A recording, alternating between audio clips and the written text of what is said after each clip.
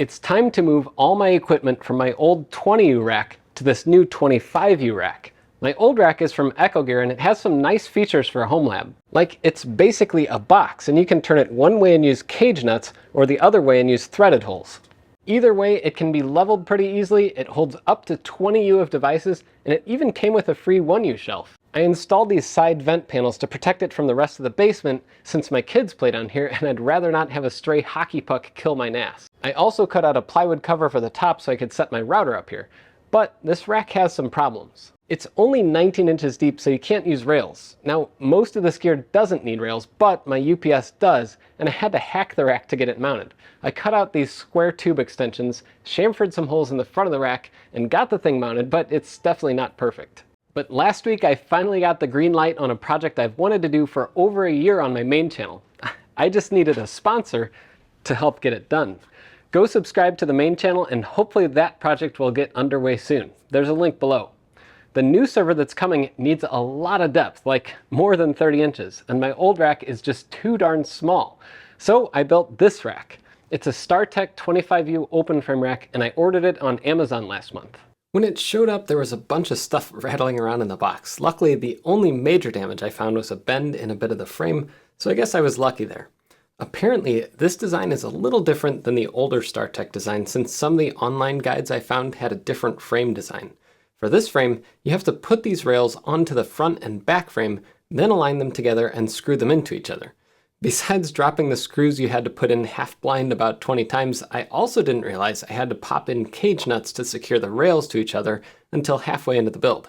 So I pulled out this handy cage nut tool and stuck cage nuts in the guide rails and connected the front and back halves.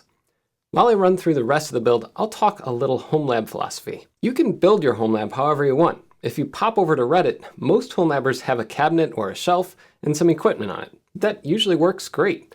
But when you get to a certain point, laying rack mount gear on top of each other, especially if you have switches or patch panels, it gets pretty old. So now you want to buy a rack, right? And you see these incredible racks on r/Homelab that look like they were shipped straight out of a data center. But who has room for one of those things? I have an unfinished basement, so yeah, maybe I could get one of those racks to fit. And sometimes you can even pick them up for free from someone local through Craigslist or Facebook Marketplace. But my philosophy is to keep my rack nice and tight. I sized the 20U rack based on having about 6 or 8U of future expansion capacity. And outside my UPS, I don't have things like 1U servers that are super deep, so at the time, I didn't really need that much depth. I even considered a wall mount rack for the networking gear with a UPS on a shelf on the ground. But with the new server coming, it's time for an upgrade. This new rack looks a lot more professional, but I'm happy I started with the Gear. It wasn't too ostentatious and it got the job done. And this new one is probably way too much rack for the gear I have right now, but I can't wait to show you what I'm going to be putting in. The last thing I did was install a set of casters. The product description on Amazon said it had casters, but there weren't any in the box when I opened it. After a bit of back and forth with Amazon support, I got credit to buy the caster set separately, and they came a day later. Now, once I put them on, the load capacity for the rack goes from almost 1,000 pounds to 440 pounds, but that should still be adequate for the server I'm going to be installing. Just barely. Before I get to any of that though, I gotta move all this equipment to the new rack. And I asked my dad for help since he's had a lot more experience with all the radio moves he's done. I want to minimize downtime and also make sure the move is uneventful as possible. So Dad, what's your first step when you set up a new rack? First, all of our guys go around rolling around in it, taking turns.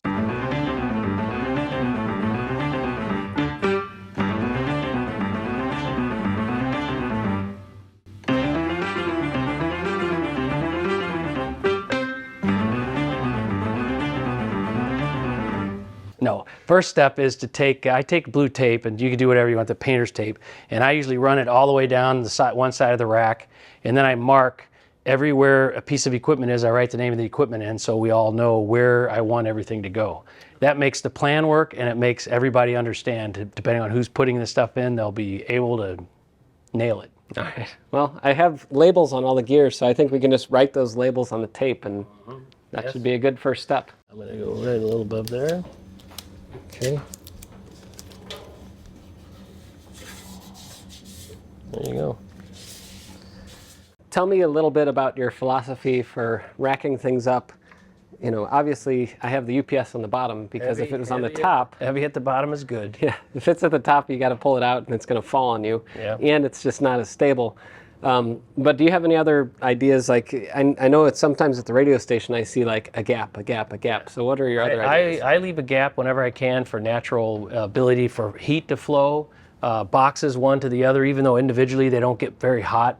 If they have a power supply with a hot spot and you put it right on top of something. So I leave a 1 RU space and then I adjust over the years as needed. Yeah. So I do that a lot. And then when you get a busy rack, you start cheating and you do half rack spaces if you have to. But Yeah, and I have this cable management guy here.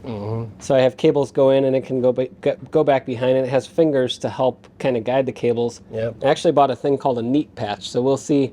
I'm going to replace this, a 2U high neat patch, so the cables can all stuff inside there. We'll see how that works out.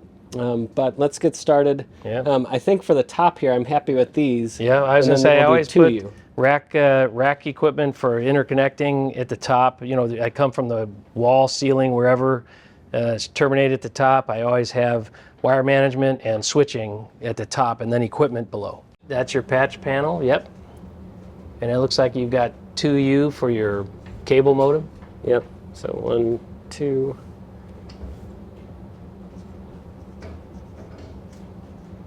And again, how that is, you can go right below that if you want to with your router Okay. here.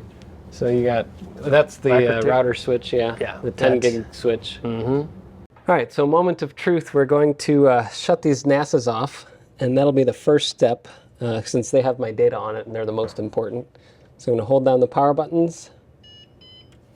Ooh, that sounds like a robot.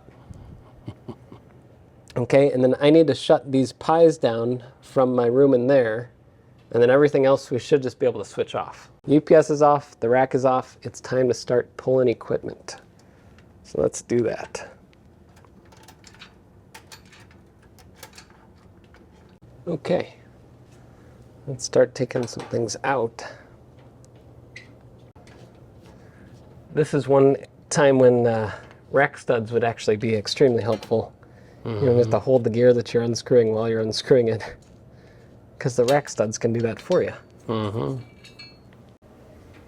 So when you are by yourself and you have bigger boxes that are awkward, you may want to put those extra screws in low Yeah, and then set it in there. yep, that's nice and solid.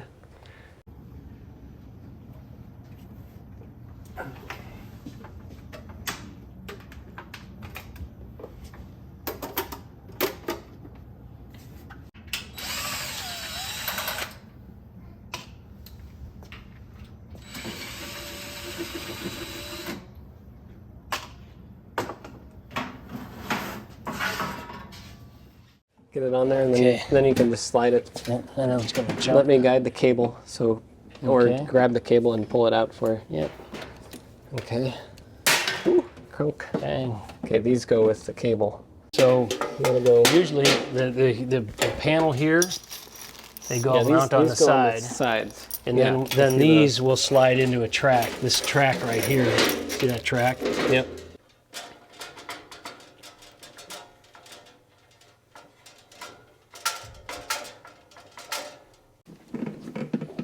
It's a pull cord here. No, that's not. Okay, we're gonna have to lift up. Yep. You're gonna do your Ready? side and me do mine. Yeah. We could take the battery out of here and it'd be even easier. Yeah, would have been easier. Okay, Less- hold on. No, whoop. We gotta. Oh, this slid out. I see. Okay, we gotta get the. We gotta get these. Ow. Get these. Ow. You got to get these. Ow, that's pretty good. There we go. Yes. Funny story. We got all this disconnected, then it was bedtime, and my wife wanted to turn out the lights upstairs.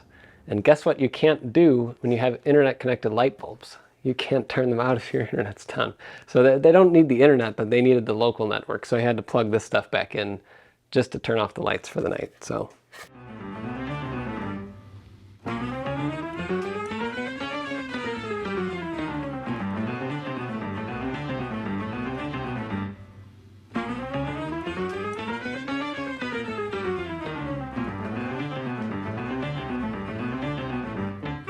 if you put the screw, see this screw is in the next one down. If this was a piece of gear, it's a little heavy and you're by yourself, you can literally set this in there and it holds it in, and then you can put the one in and work one side. The one hand screw the rack in. That makes sense. The drawer is very heavy. Yes. Get that, and I'll get the bottom started. You got it? Yep. Okay, let me get the bottom started here. It is convenient having the drawer here. Yes. Many, many times I'm like, oh, I need a screw. And then you're like, oh, just pull it out of the drawer. On the right here.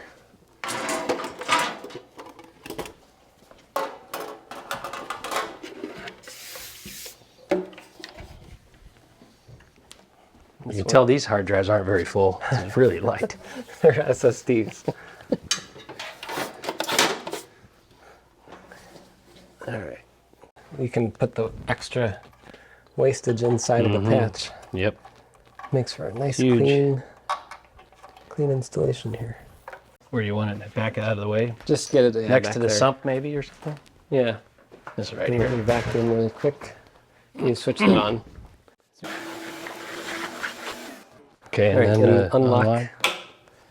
Unlock. Okay. Over here. Ooh, now it's making squeaky noises. Turn on my cable modem. Turn on the router. And here they all come. I'm getting lights on most things now. So UPS will go into the patch, the neat patch. There's you. And we'll go like this. Everything's booted up. This is still booting. This side. Whoop. The tape is pulling out the little plugs. There we go. So that's it. The rack is solid, it still rolls around nicely, and I definitely need to protect the sides and cut out a top for it. Links to the rack and the equipment I used are down in the description. And there are so many tips for building racks of equipment. I'd love to hear your thoughts in the comments, and I'll steal the ones I like. Definitely. Hey, it's Jeff again. A week or so later, I got around to adding a wood top, so I thought I'd show that process really quick, since it's not too hard and it makes this rack a whole lot more functional. I ripped this piece of plywood to size after measuring the overall top dimensions, then I used my router with a roundover bit to make the edge not so sharp. I sanded it down a bit to make it nice and smooth, but I haven't added any varnish or any other finish coat yet. It fits almost perfectly on the top, and to make it stay there, I added 4 cleats underneath that hold it in place, but let me pop it off if I need to. I hope you liked the rack upgrade. Let us know in the comments if we missed anything, or if you have any other good tips, tricks, or equipment we should check out. Links to everything I used are in the description.